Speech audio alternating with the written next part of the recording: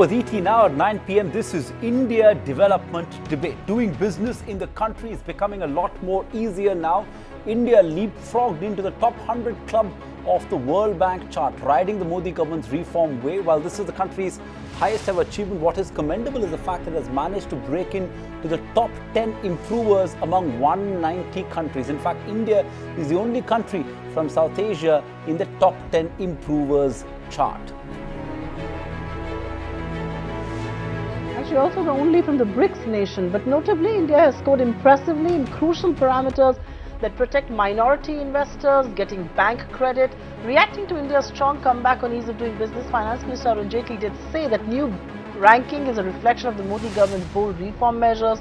The Finance Minister also asserted that with more big-ticket reforms in the pipeline, the Prime Minister's aim of putting India in the top 50 league is very much doable, quote-unquote. India's strong comeback on ease of doing business and the impact on the country's image and the investment climate is a big topic of debate right here on the India Development Debate this evening. Joining us on the show then, we've got Cyril Shroff, Managing Partner Cyril Amarchand Mangaldas, Gurucharan Das, author and commentator, former CEO of PNG India. We've got Swaminathan Iyer, Consulting Editor, Sadanand Dume, Resident for American Enterprise Institute, Sunil Kant Munjal, Chairman, Hero Corporate Services, and of course, a very, very special guest, Amitabh Kant, the CEO of Niti Aayog, who joins us right here. So thanks very much each one of you for sparing time and being with us this evening. I must take it forward then with Mr. Kant. And Mr. Kant, I have to ask you and congratulate you because I know you've been one of the key people in helping us push to the top 100 club. We've actually not just come to the top 100, we've also gone up by 30 notches there. How significant a jump that really is from 130 in the last ranking to 100 now. So a 30-point jump there. No, Supriya, it's a very, very major jump. It's a very quantum jump.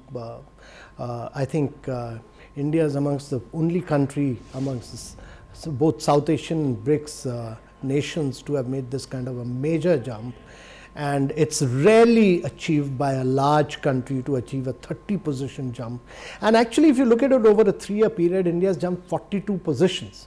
So from 142 to 100 is a massive jump for India. And I think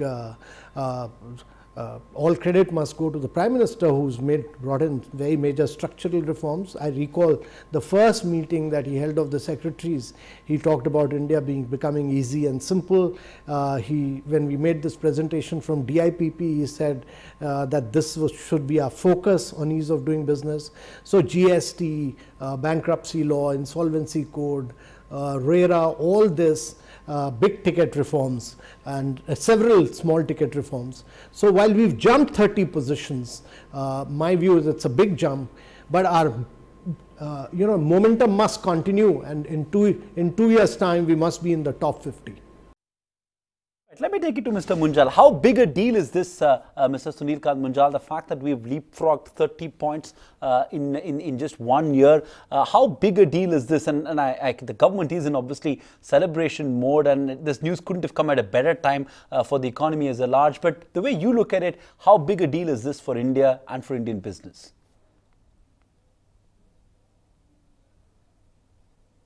So there are two aspects to this. First, of course, it deserves celebration because such a large jump is not normal and not usual. This is a result of the continuing work that's going on. So we must also recognize this is by no means an end state of what we are doing. Because what happens is there is always a cutoff to when they measure, and they only measure the 10 parameters in 2 cities, Delhi and Mumbai in India, on only up to June. So there is work which has been done subsequently. Which will potentially reflect in next year's ranking. So one, I think it's wonderful to pat ourselves on the back that this is the direction that we all wanted India to get to. But we must also remember, this is only Delhi and Mumbai. So we have to ensure that this goes and spreads across the country.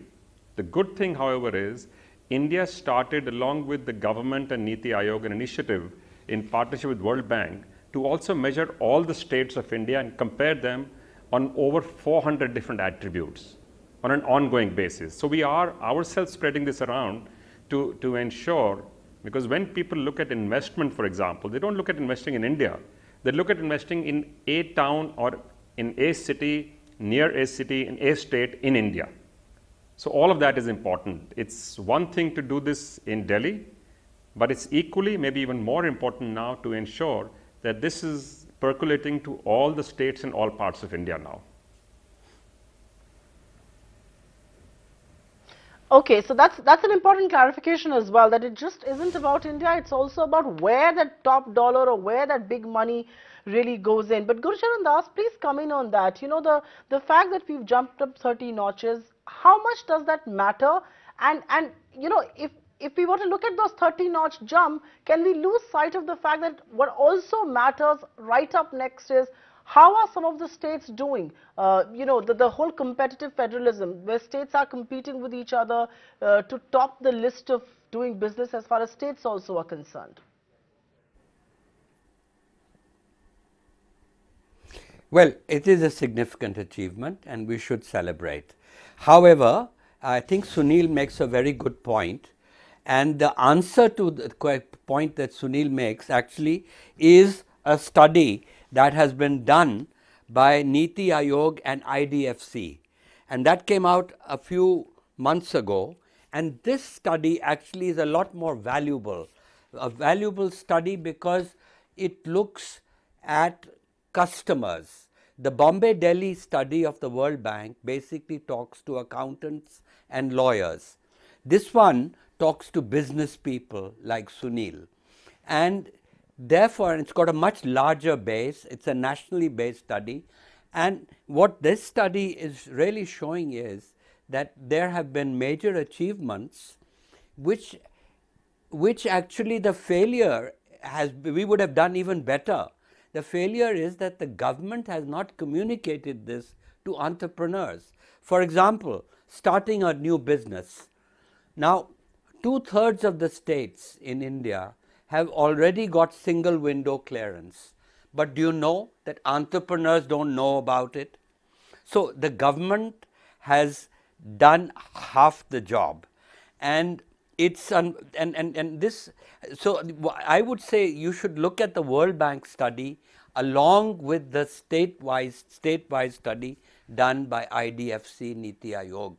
What it shows is that the high growth states, the western states from Rajasthan, Gujarat, MP, Telangana, Tamil Nadu, Bihar and Uttaranchal, these are the states that have performed well.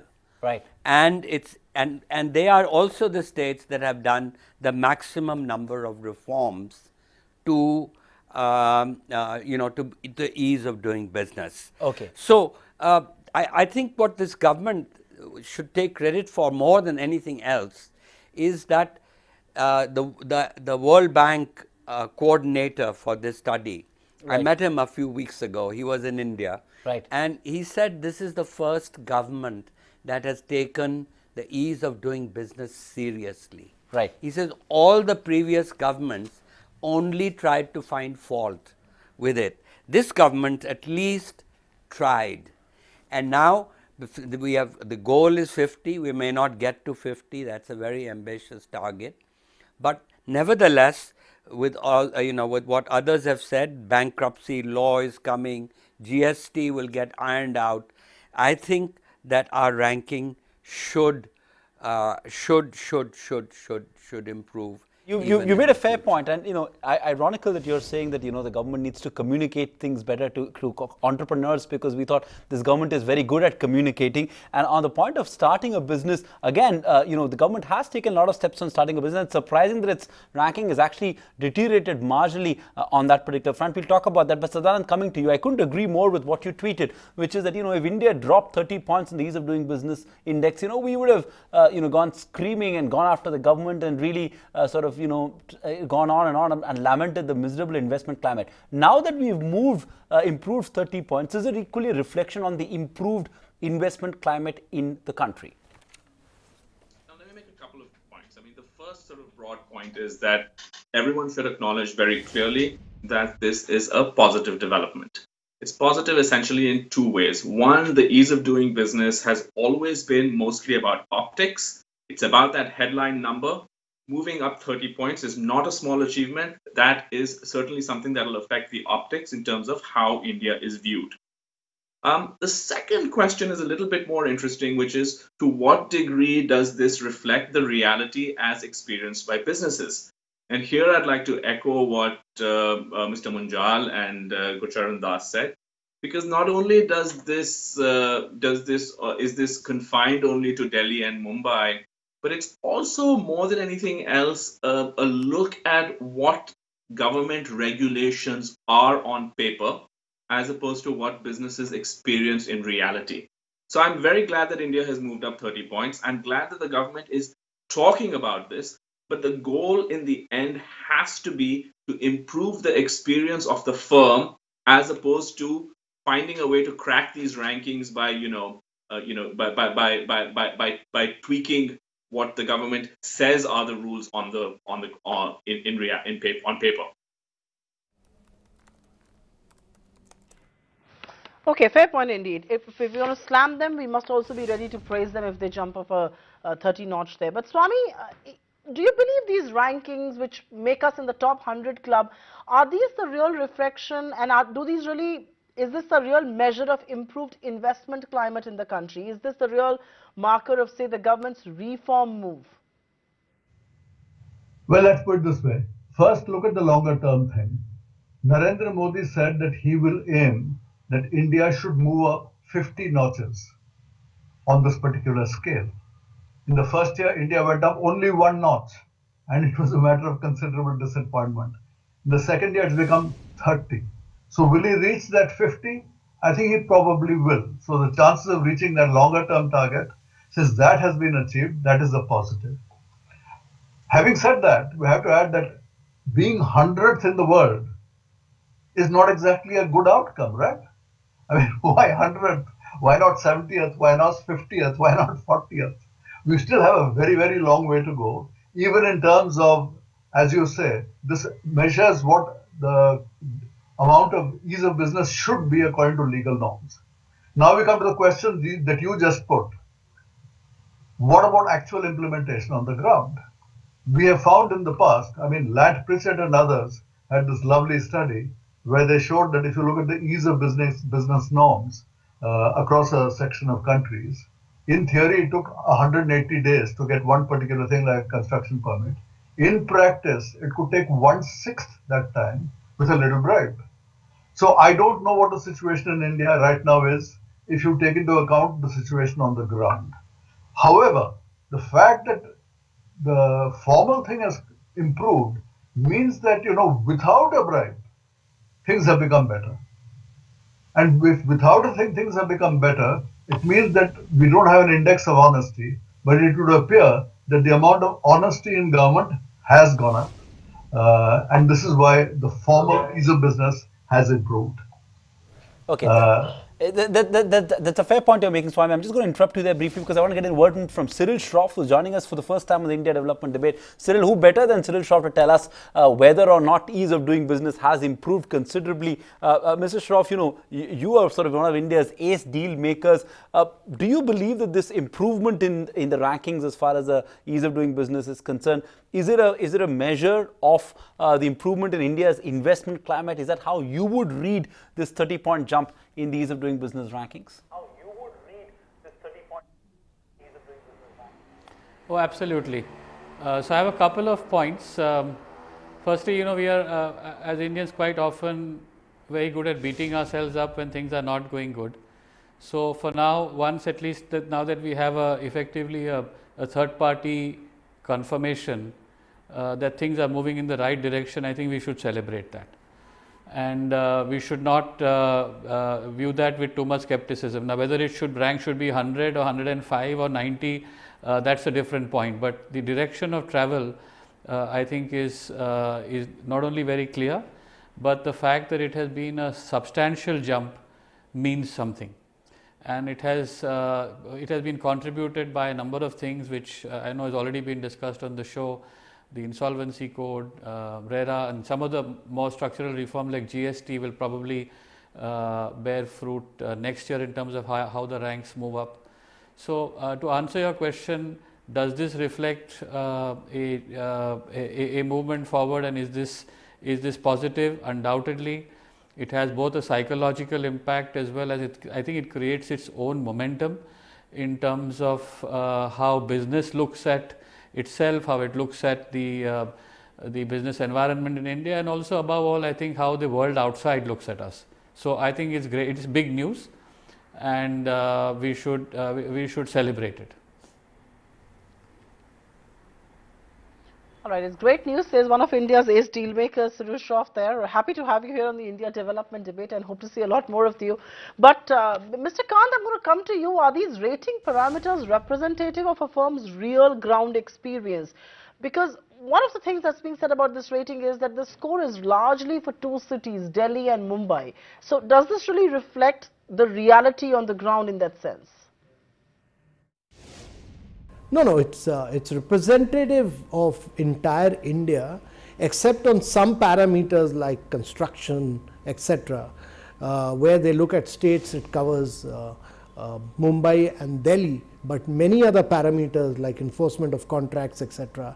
It looks at an overall parameter for India. So India has done, important thing is to understand that India has moved up on 6 of the 10 indices, but on distance to frontier, it's moved in 9 out of 10 parameters. So increasingly, India is benchmarking itself against the world best, and therefore, if you are improved on 9 out of 10 in distance of frontier, means you've really made major improvements. Mr. Munjal, comment on that, because at the end of the day, the World Bank rankings are based on 10 parameters, which the government has sort of worked in a focused manner and fixing a couple of parameters where there was a huge delta to improve. But doing business is beyond these 10 parameters. So, from your vantage point, in terms of on ground, doing business, has there been such a marked improvement as these rankings seem to suggest when it comes to doing business in India? So one thing is for sure, that now a conversation you have with anybody in government, whether at the center or the state, this is one thing that everybody is aware and conscious of, that we need to move forward, we need to improve things, we need to simplify. That's clear. The message out there is very, very clear. Now, has it all happened on the ground? Of course not. I think there is still some distance to cover. And as was being said earlier, we have to ensure that we are able to get this out to all parts of India. So there is an improvement, but also remember, our expectations also got raised. As we are becoming more global, we want a global environment. We want a free and fair environment. We want an environment where government makes policy and then steps back, but is available as a safety net. Other than a safety net, we want enterprises themselves to be entrepreneur and pull this entire economy, the industrial economy, the commercial economy of the country must be pulled forward by business. And for that, there is still work to be done.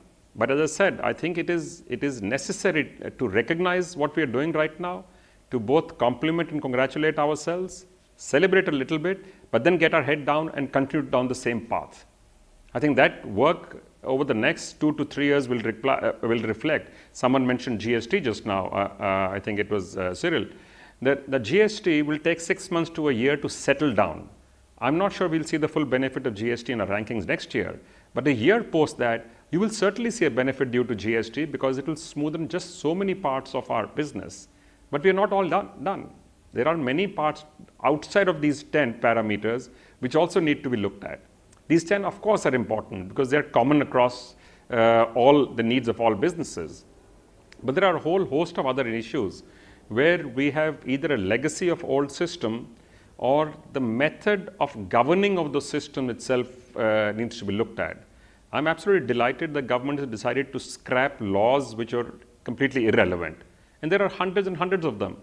So all we've said now is, please make the interface between government and industry, government and citizen, completely without any physical interface, automate it, and at the same time make it much simpler so that the friction goes away. At this moment, the friction actually comes when you have to go to a government office, make an application, file something or ask for a clearance.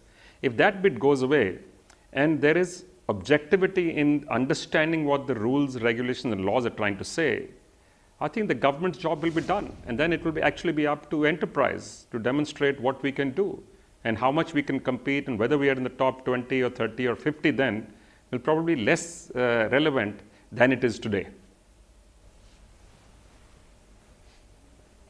Cyril Shroff, I do want to address the elephant in the room in many ways, which is the GST, which has not been taken into consideration this year, but will perhaps be taken into account next year because it has now rolled out on the 1st of July.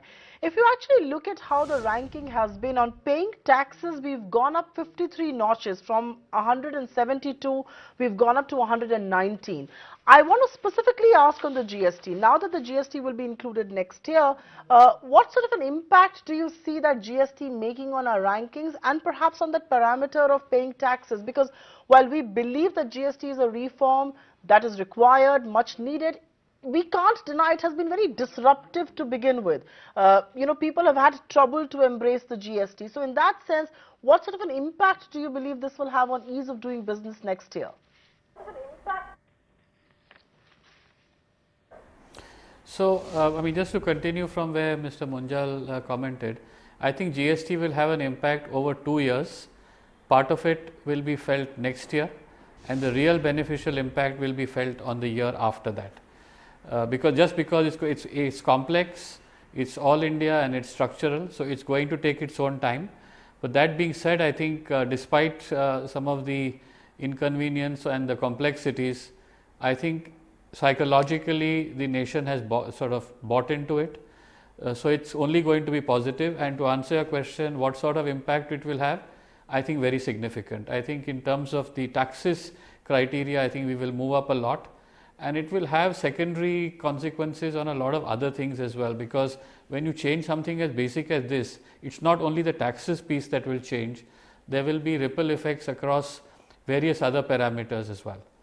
That's one. And I think maybe, I don't know whether you already discussed it or not, but I think we should talk about enforcement of contracts as well, because that's the other big area. Sure, we will come to you on enforcement of contracts. We will come to an enforcement of contracts, but Sadanand, come in on GST, because Swami made this point a short while ago on the fact that, some of this will come in with a lag effect. And, even the government, the finance minister was saying this, that the bankruptcy code kicked in the year before last, but yet it was visible in the ease of doing business rankings only this year, which improved our ranking when it comes to insolvency. So GST will also kick in now, and we will see the benefits probably next year. Like Mr. Cyril Shroff and Sunil Munjal pointing out, probably it will take 2 years for the full benefit to kick in. But what's your own assessment of the bump up that we could get on account of the introduction of GST alone? To the nub of the issue with the World Bank's ease of doing business rankings. Now it all comes down to who you ask. Now, if you do this the way the World Bank does, and you go and you sort of say to the government, what have you done? Obviously, GST will come across as a huge boost to India's ease of doing business rankings, because the government is going to say, look, I've simplified this. If you actually talk to businesses in terms of their experience of GST, you might get a very different answer. And I think that is something that you need to keep in mind when we discuss these rankings. This is, for the most part, merely a government's assessment of what it is to play by the book. But we are in a business culture where most bureaucrats do not, in fact, play by the book. And again, coming back to the sort of taxation issue that someone raised earlier, there is one thing in terms of how a government will say, what it has put in place, how you pay taxes, and there's a completely different experience that any businessman in the country will tell you. And so I think that this tension is something that's at the heart of it, and that has to continually be teased out. And so yes, GST will, in my opinion, help India's ranking. But what we have to keep our eye on, if we really care about the economy and business, is how does it actually affect businesses? That's a valid point indeed. While GST is a big reform being hailed as a tack turner, but the fact is that how is GST going to play out on the ground is going to be how it will determine. But Sadanand spoke about government bureaucrats and how they don't play by the rule book all the time. I'll have Amitabh Kant respond to that, because I do want to understand from the government, what's your own assessment? I know the GST wasn't taken into account because It missed that 1st June deadline of World Bank. But what's the government's own assessment of how this is going to play out, the kind of impact this will have on rankings next year, Mr. Kant? In a very significant way. I see India jumping up very sharply up. GST is one tax across the country. All your octroi checkposts have been done away with. So you are actually moving goods 30 to 40% faster, quicker. And if you talk to truck operators, it's a godsend gift to them. So I think we'll jump up very substantially. And I think this has been a very responsive government. It's actually reacted to some of the complexities and made things simpler. So my personal view is that on several parameters, paying taxes, starting a business, construction, we need to push for very big digitization on registering properties. All these parameters we should move up next year and the year after to make a leapfrog. I know you want to come in. Is it on GST? And can I step in one question on the areas where we've seen a marked improvement this year? Enforcing contracts, resolving bankruptcy, paying taxes, getting credit and protecting minority investors. These are 5 counts where we've seen strong improvement. What do you believe has led to this bump up? Gurcharan Das.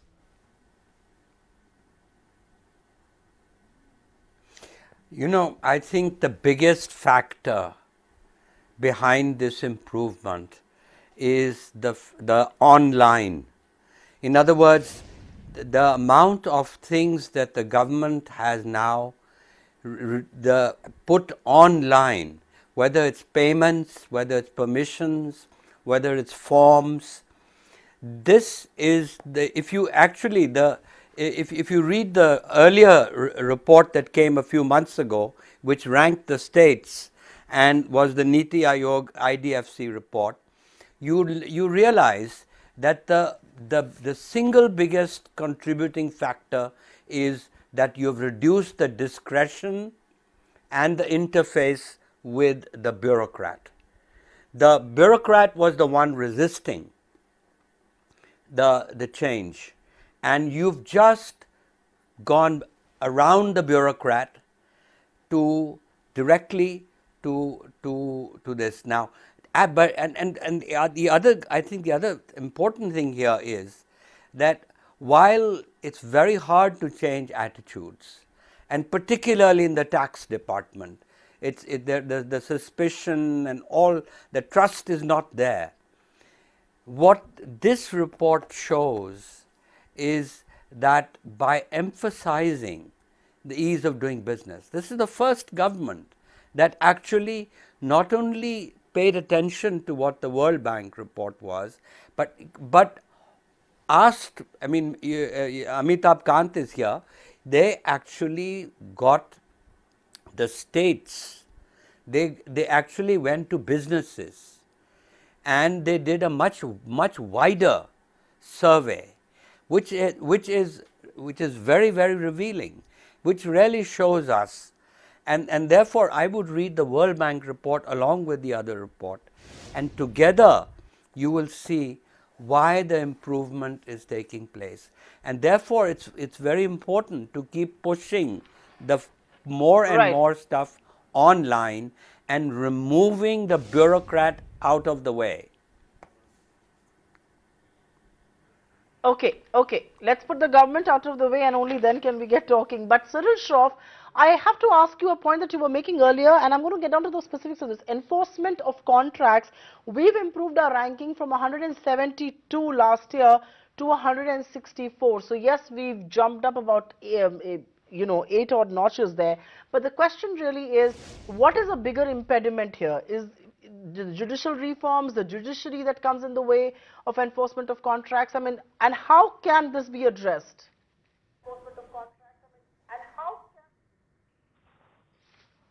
So this is a big area because whether you look at private investment or you look at infrastructure investment, which comes in under public-private partnership, a lot of it is financing that is obtained on the basis of contracts.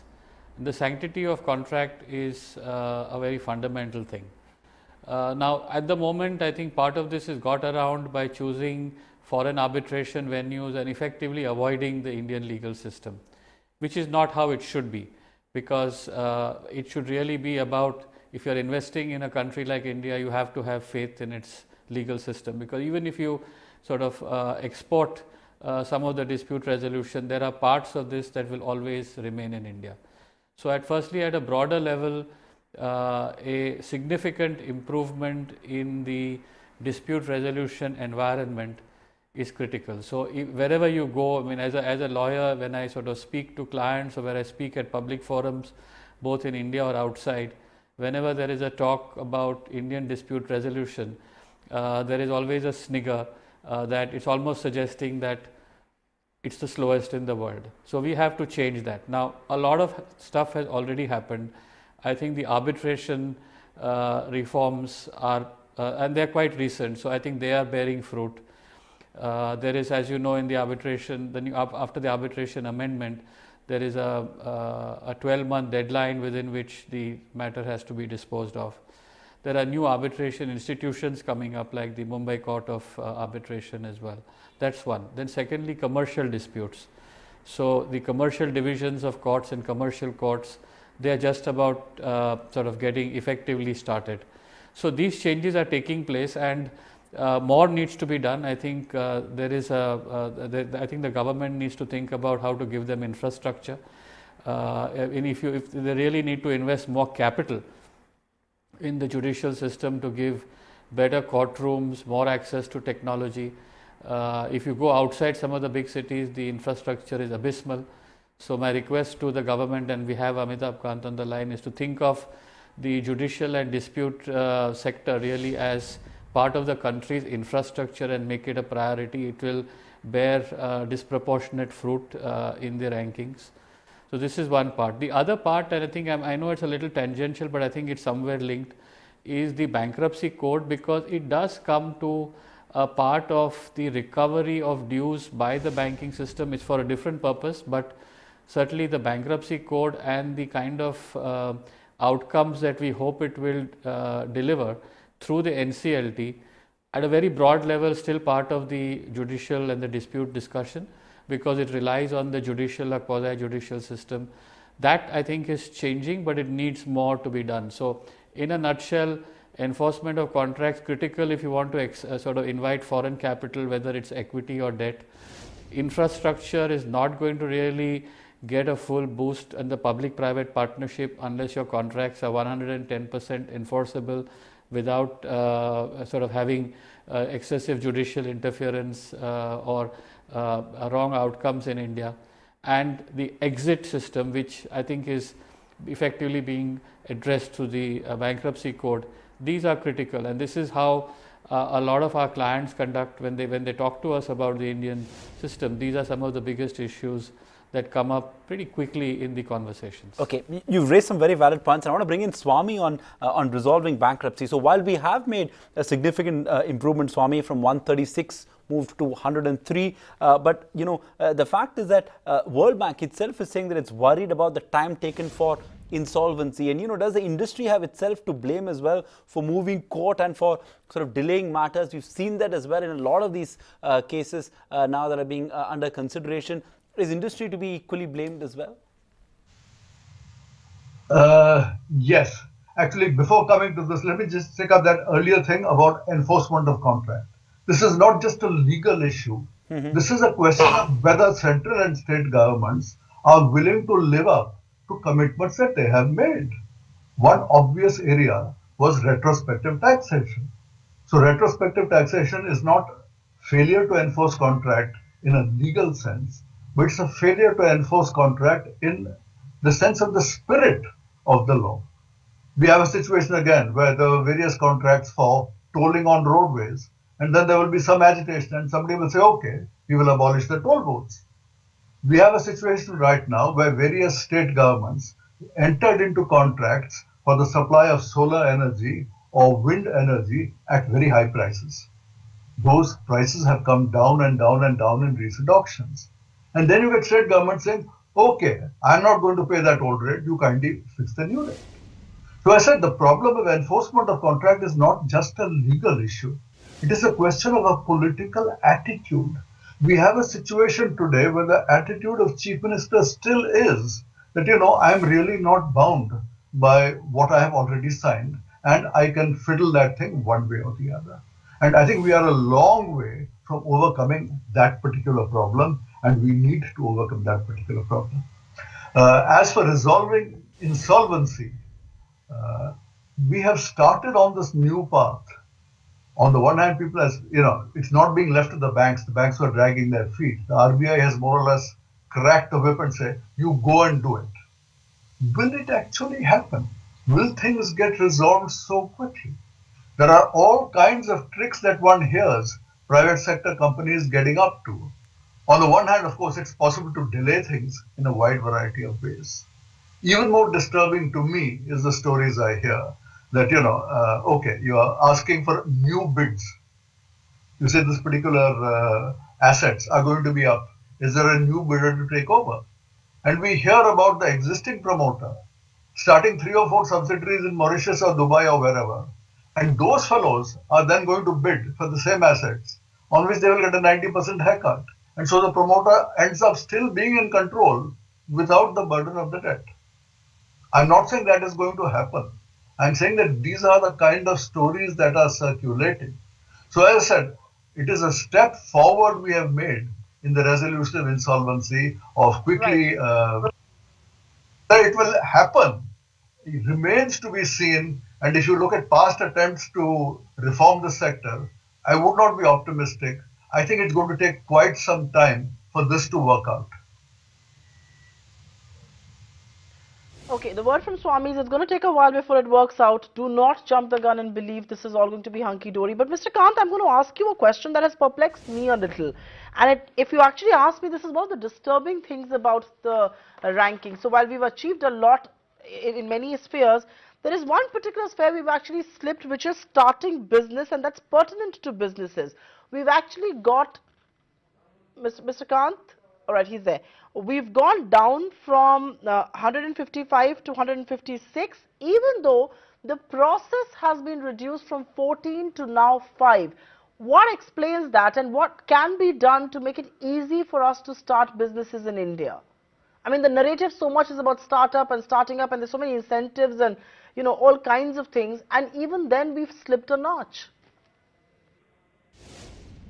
You know, the important thing to understand is that it's one that the methodology is such that whatever you've done may not be taken into consideration. Whatever is implemented and what is the respondent's feedback is very critical. So you need to ensure that the implementation is very smooth on ground, people accept it, that even if you've digitized, there should be no paperwork, etc. So keeping the respondent fully aware is also critical. So a lot of extension mass communication work is also involved. And my personal view is that you will see a lot of this results of what has been done by the country coming into the result of next year. Even on that, starting a business where we haven't seen a significant improvement, and a lot of steps have been taken. A lot of procedures have been merged. The process of EPF has been merged, moved online. Removal of requirement of a company seal, digital signature. No more, inspection of under the Shops and Establishment Act. So a lot of steps have been taken, specifically keeping this particular section in mind. Are you disappointed that we haven't moved significantly? And do you believe there's a lot of scope for us to improve over the next couple of years in this particular category of starting a business? Cyril Shroff?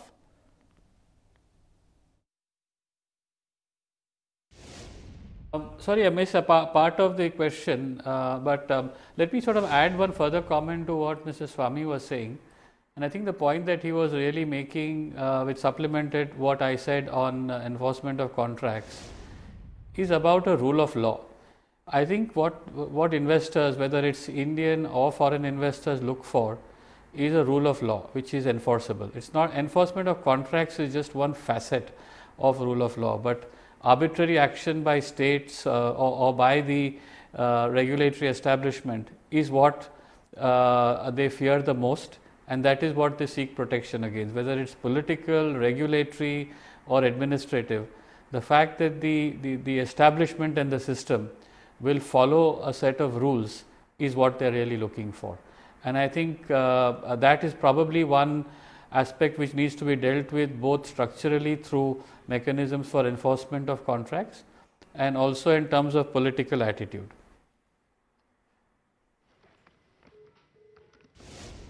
Okay, political. Sadanand, I'm going to come to you on one of the other things that's worrying. A, we've not just slipped on starting business in India by a notch. On registering property also, we've gone down from 138, our position now is 154. Getting electricity, we've gone from 26 to 29, and all of these, I believe, are very pertinent to businesses, but they're also largely under the ambit of states. Is there then this sense that despite all the competitive federalism and despite all the ambition to catch up with each other, states perhaps haven't kept pace with the reforms of the central government, and that explains why we are lagging on parameters which are perhaps strictly under them? I'm not sure. I'm not sure if that's entirely true. Some of this is just comparative. I don't think we should read too much into a difference between, say, 26 and 29 and get into the weeds, as though that this is some, extremely precise scientific measurement. But I want to get back to the point that Swami and Cyril Shroff raised, which is, I think, very interesting from the perspective of doing business in India, which is this transition from a culture of deals to a culture of rules, to use the terminology that Lant Pritchett uses. Now, what the government seems to be trying to do is move towards a culture of rules, when in reality, much of business or much of the interaction between business and government in India traditionally has been a culture of deals. Now, on paper, what this may suggest is that great simplification is taking place and the ease of doing business is improved. But if you talk to businessmen, I think the feedback you get is mixed. In some cases, that is indeed the case, but in other cases, this movement from deals to rules is in fact making it harder for businesses to get business done, because there's this in-between stage where your old way of getting something done because you had a shortcut is maybe closed down, but the new way, which is sort of much more predictable and fast, is not fully in place. And I think in many ways that the tension we see between this kind of formalized ranking and the reality of doing business is going to be expressed in these two things: the tension between the culture of rules and the culture of deals. Point that you made there, Sadanand, which Swami and Cyril spoke about as well, and I want to get in, Gurcharan Das, your view on this whole transition as an economy from moving from a culture of deals to a culture of rules, as Sadanand puts it. Is this improvement in ease of doing business reflective of that, and is the pain that section of corporate India, section of small and medium enterprises, that they're facing, the slowdown that we're seeing, is it also symbolic of that, the fact that the economy is making this transition from being, from a culture of deals to a culture of rules-led economy? So, Mr. Das?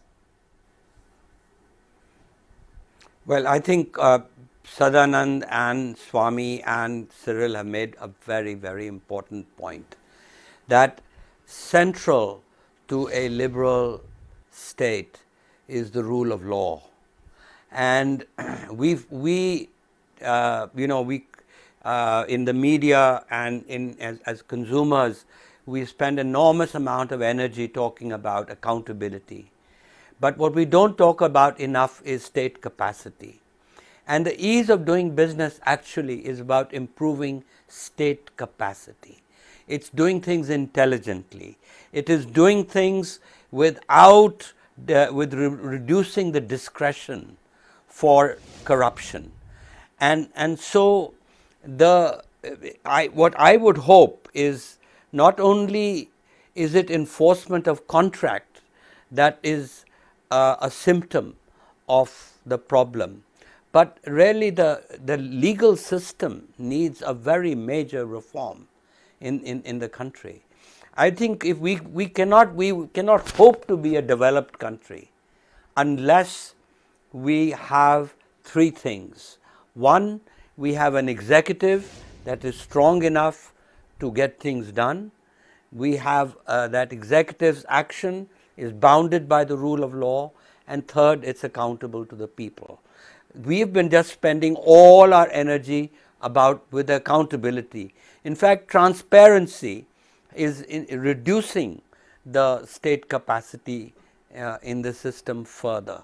So, what is important here is that if the success of the ease of doing business can also lead to major judicial reform. Cyril talked about arbitration, that it's a disgrace that our contracts today are really, they don't trust the Indian legal system.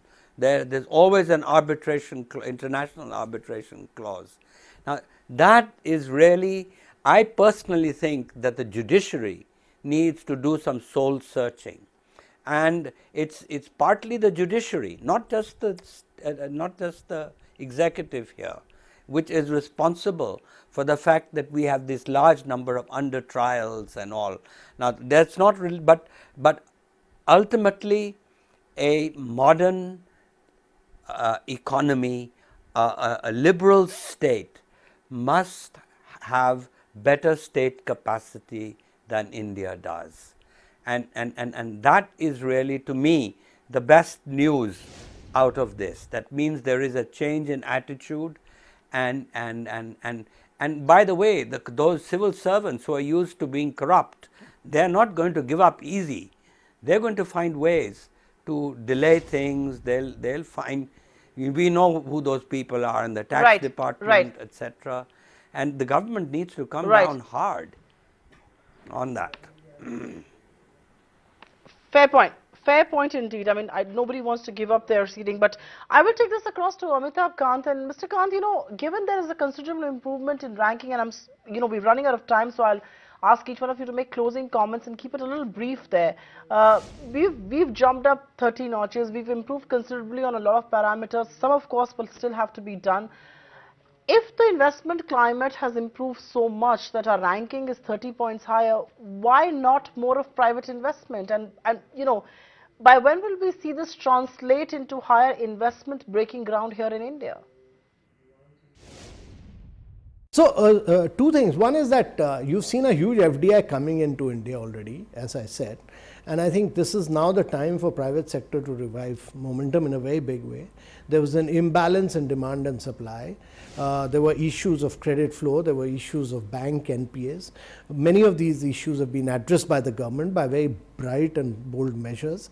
And I'm sure that in the next 6 to 8 months, you will see, as the global demand picks up, as our exports start growing again, you will see a lot of private sector investment picking up in a big, big way.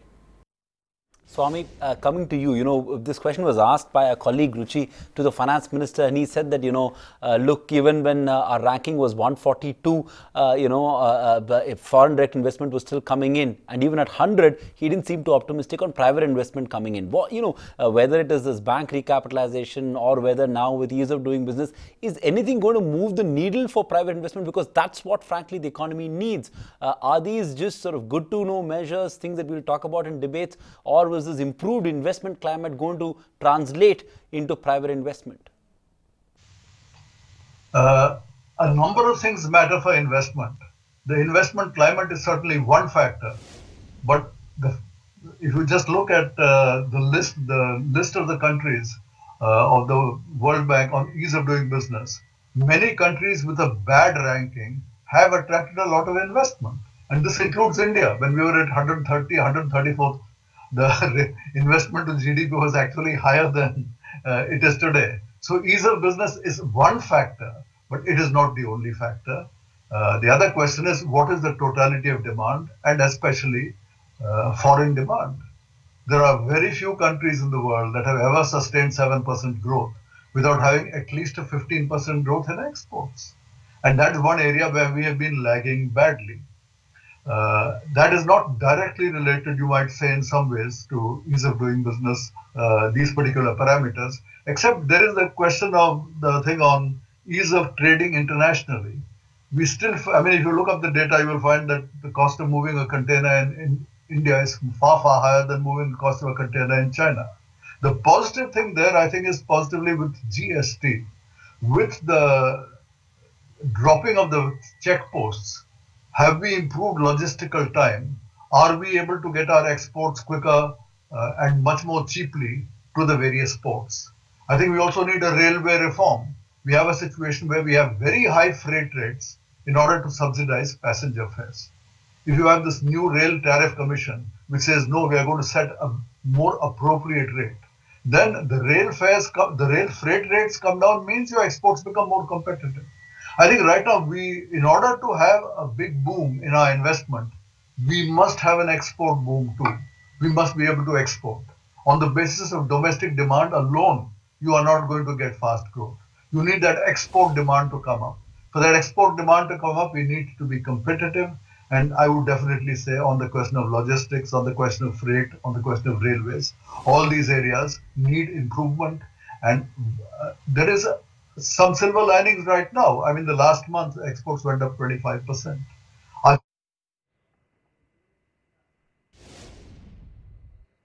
Okay, I think there's a problem with Swami's line, but I think the larger point that he was making about trading across borders, we've actually fared poorer than before. From 143, we are down to 146, and I think that the point that he was making has a lot of thoughts to ponder over there.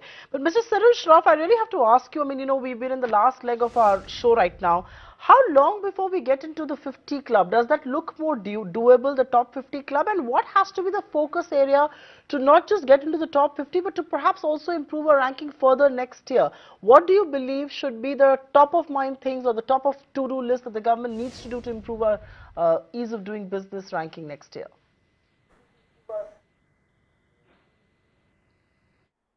So I guess a lot of things without necessarily any personal bias towards my profession. I would say rule of law in its broadest sense, I think, is a big area of which the legal and dispute system is one of them, including enforcement of contracts. Then there is I think we got to wait for the GST to properly settle down, and the faster the government can do that, I think the better. I think the third thing would really be looking at some of the micro stuff at various state and municipal levels, whether it's things like construction permits or sort of land related issues in terms of permitting and zoning and all of that. I think that needs, because real estate will be a big piece, and it's also very relevant for Make in India. Perhaps a part of the first theme itself, but even IP protection. In terms of just enforceability of intellectual property. So if you want some of the global majors to bring in their best technology, whether it's defense or whether it's pharmaceuticals or whatever it is, I think one of the things which they are very nervous about in India is the level of IP protection that they will get. And if you really want that cutting edge technology, that is going to be critical as well. I think a well functioning capital markets is also important. I think SEBI is doing a fantastic job, but I think there is more to be done in terms of creating new asset classes and creating a more fairer environment for smaller investors if you want real capital formation, and create, as I said, more asset classes and instruments, because that is where finally you're going to attract savings into investment. If you want to bring the interest rate down, and ease the pressure on the banking system, the money has to really come from the capital market. So that's another big area as well. I mean, look at some of the most developed economies in the world. They have a really well functioning capital markets and some enforcement that goes behind it. There is no point in having a wonderful regulatory environment but poor enforcement. So I think all of it, it's a complex, multifaceted problem. I think everyone is aware of what the issues are and are doing their best. To some extent, I think we just got to give it time, because there is only that much you can thrust down a system at one point of time. It has to be, you have to move along at a pace that you can digest. You need to give it time, and you need to move at a pace that it can that you can digest. Amitabh Kant, I'll let you have the last word. How long before we break into the top 50 club? That's what the Prime Minister's set his sights on, and what should be the focus areas for us to get to the top 50 club. Well, I'm pretty sure the momentum is going to continue, because it's being driven from the topmost level, that is the Prime Minister himself. And if this momentum is vigorously taken forward, as the country has done so far, as this government has done so far, there's a huge number of monitoring at the Prime Minister's office level, Cabinet Secretary, everyone's level. You will see India breaking into top 50 in 2 years. And my view is that the focus has to be on construction permits, on registering a property, on enforcement of contract and jumping up substantially on starting a business. Sadanand, does top 50 look doable? You've got 30 seconds to answer that for me. Perhaps at some point. I'd just like to leave the viewers with two quick points. One is this is very good for India in terms of optics, but perhaps the most significant thing is that we're having a serious conversation about ease of doing business, and I'm hopeful that this translates into actually looking at it from the perspective of businessmen on the ground, and hopefully this is just the first step in a much longer journey. All right, we'll leave it at that. Hopefully it's a first big step. And on that note, Mr. Amit, okay, great. That's right, Supriya. Like I was saying, appears to be a first big step on a long journey as far as improving ease of doing business. Can't thank this panel enough. Such a pleasure having such an erudite panel on this edition of India Development Debate. Cyril Shroff, Swaminathan Iyer, Gurcharan Das, Amitabh Kant, Sadanand Dhoom. Thanks a lot. And of course, Mr. Sunil Munjal as well for joining us on the India Development Debate. Thanks so much for being with us. But guess what? We're not done yet.